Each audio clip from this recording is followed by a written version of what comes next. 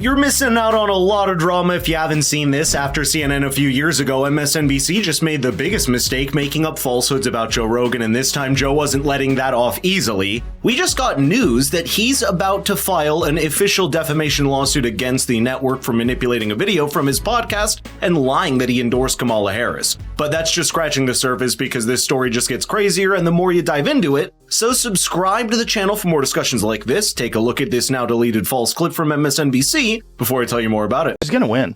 No, she's not. She can win. She is a strong woman. She is a person who served overseas twice. She in a medical unit. So she was a congresswoman for 8 years. Yeah. She is a person of color. She's everything you want. She's going to win.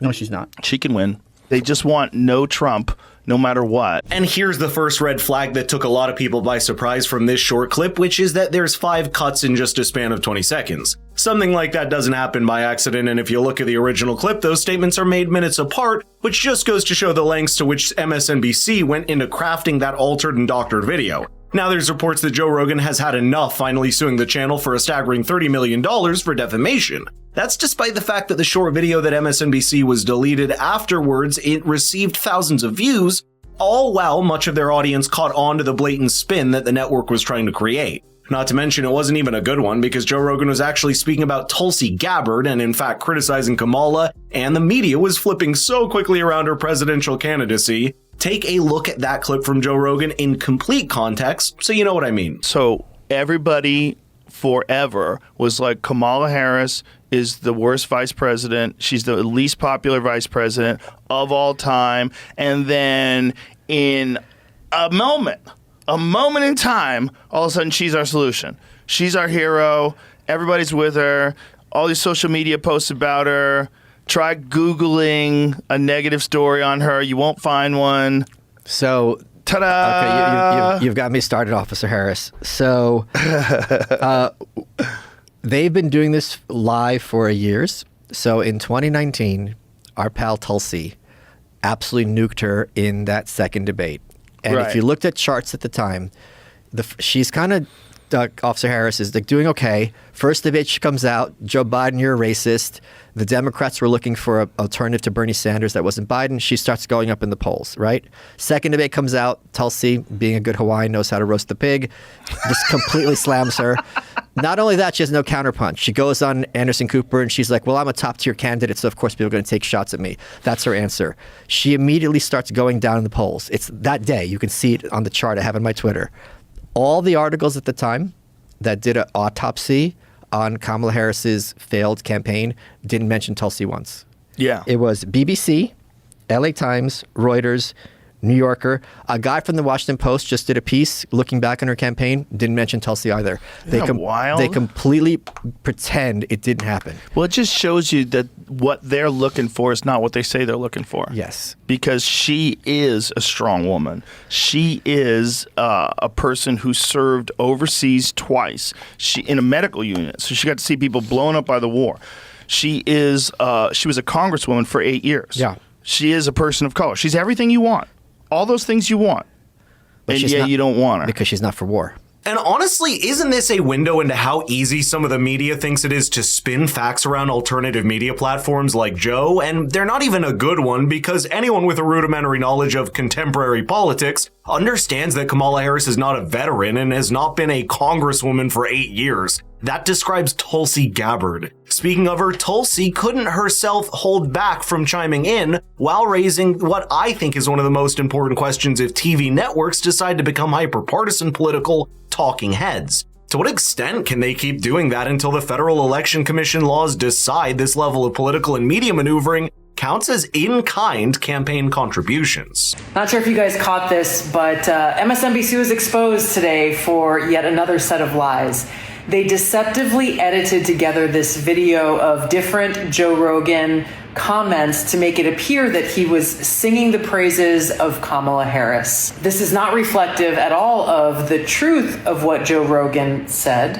And I think MSNBC has since taken this post down. But what's really serious here is that not only does Joe Rogan deserve an apology, there's actually something far bigger at stake here. This is yet another example of how MSNBC is working hand in glove with the Democrat elite and the Kamala Harris campaign to try to spread lies, simply things that are not true.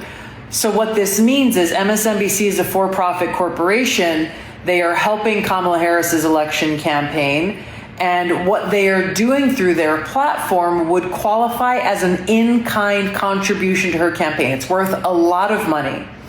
The fact that they are doing this should require the Federal Elections Commission that manages campaign spending and campaign finance to require them to report this as an in-kind campaign contribution or to be punished for abusing their position in trying to use their platform that has nothing to do with journalism. It is purely a propaganda platform, and that they are using this in order to try to help Kamala Harris get elected.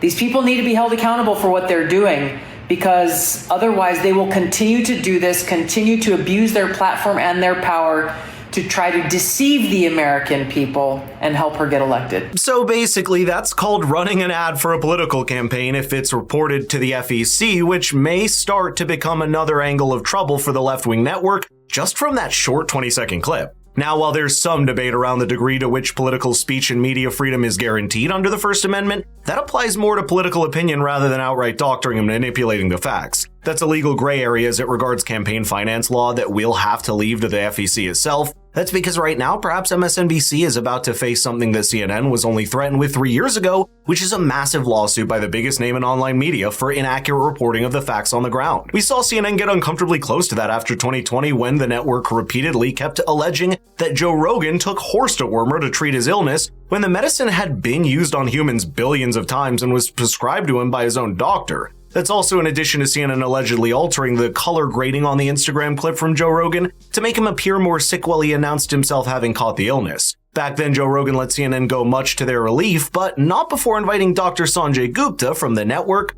on and calling him to recognize the falsehoods that he believes CNN had been spreading about him. Take a look at this one. By the way, I'm glad you're better. I'm glad it only lasted a day. You're probably the only one at CNN that's glad. No. We're not. The rest of them are all lying about me taking horse medication.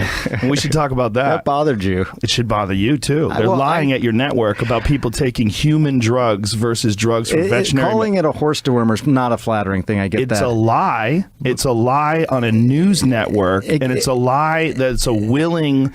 That's a lie that they're conscious of. It's not a mistake. Yeah. They're unfavorably framing it as veterinary medicine. Can I just come back to the one I want to talk about? Two things on the ledger. You have, before we get to that, does it bother you that the news network you work for out and out lied, just outright lied about me taking horse dewormer? They shouldn't have said that. Why did they do that? I don't know.